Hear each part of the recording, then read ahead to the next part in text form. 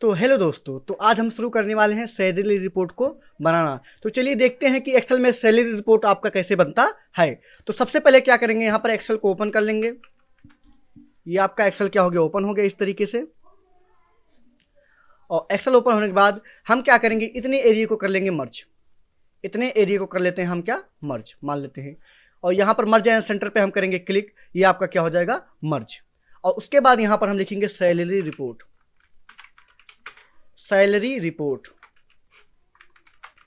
इस तरीके से। और उसके बाद यहाँ से क्लिक करके इसको कर देंगे हम थोड़ा सा बड़ा। अब यहाँ से कर देंगे इसको कलर हम रेड कर देते हैं और इसको कर देते हैं क्या, यहाँ पर सेंटर।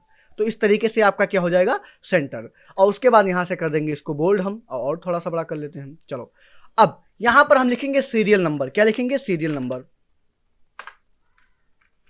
एसआर नंबर,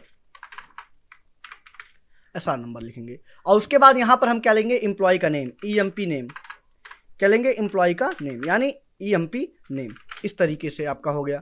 और इसको थोड़ा सा कर लेंगे यहाँ से बड़ा हम। और उसके बाद लिखेंगे हम इसका डिपार्टमेंट, यानी किस डिपार्टमेंट से है ये। तो डीपी यानी डीपी, डिपार्टमेंट।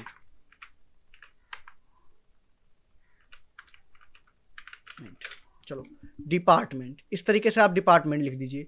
अब यहाँ पर हम क्या लिखेंगे, यहाँ पर एम्प्लॉय नेम हो गया, डिपार्टमेंट हो गया। अब यहाँ पर हम लिखेंगे उसकी बेसिक सैलरी, मतलब उसकी सैलरी कितनी है। तो उसकी सैलरी मान लेते हैं हम, यहाँ पर क्या है, बेसिक सैलरी आपका। यहाँ पर हम बेसिक सैलरी लिखेंगे,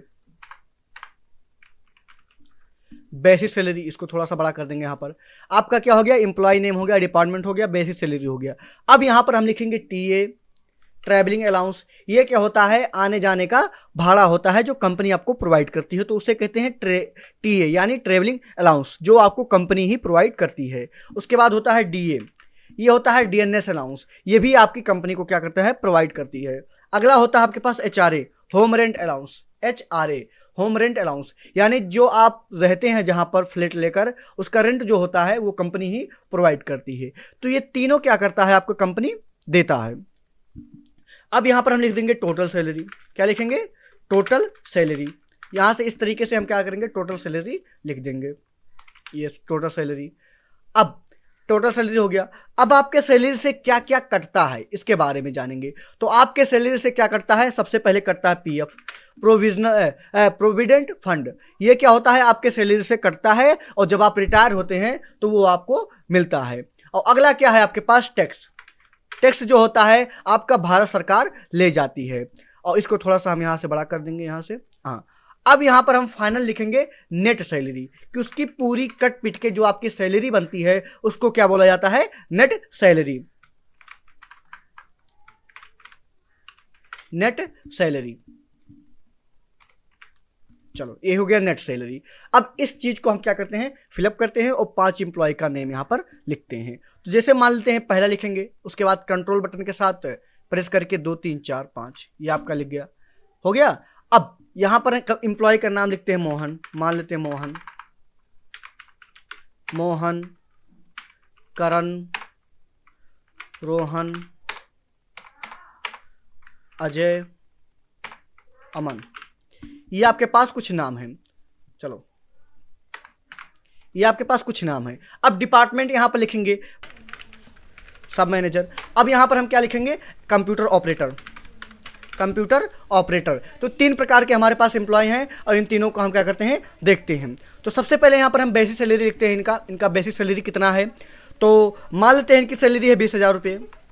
मान लेते हैं इनकी सैलरी क्या है, लिखेंगे। तो मान लेते हैं पहले एम्प्लॉय की सैलरी कितनी है, 20,000।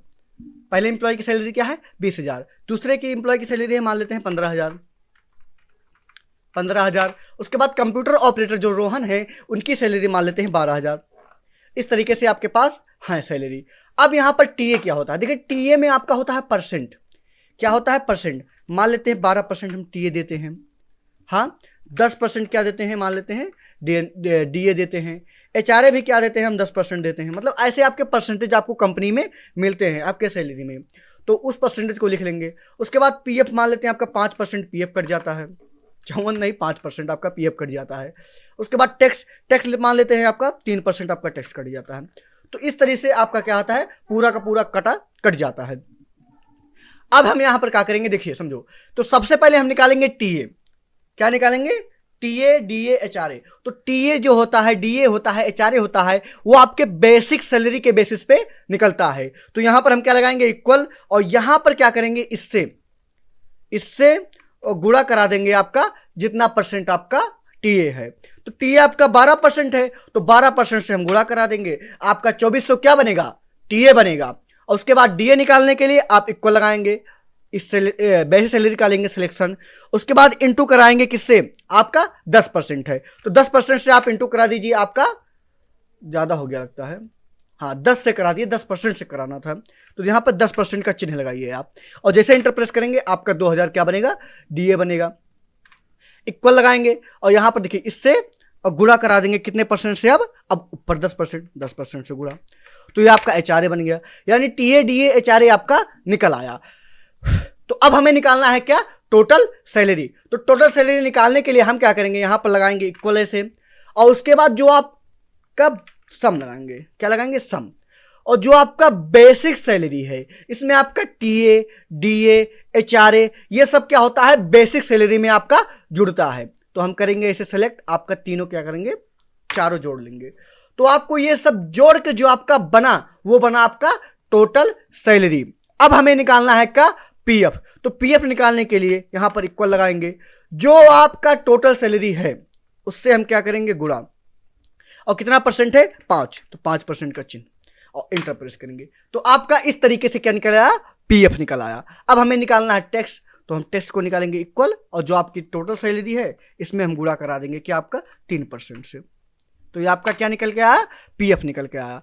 अब हमें निकालना है क्या, देखो नेट सैलरी, यानी सब काट पीट के जो आपकी सैलरी बनती है उसी को क्या बोला जाता है, नेट सैलरी। तो इक्वल लगाएंगे यहां पर हम ऐसे, और उसके बाद जो आपका टोटल सैलरी है इसमें हम प्लस करेंगे, नहीं माइनस कर, देखो जो आपका टोटल सैलरी है इसमें हम घटाएंगे क्या, आपका पीएफ, और घटाएंगे क्या, आपका टैक्स, यानी टैक्स और पीएफ आपकी सैलरी में से क्या होता है, घटता है, तो दोनों को क्या कर देंगे, हम घटा देंगे, किसमें में से, टोटल सैलरी में से, और इंटर प्रेस करेंगे आपकी नेट सैलरी आ जाएगी। ऐसे सबका निकाल लेंगे, देखिए सबका ऐसे आ जाएगा,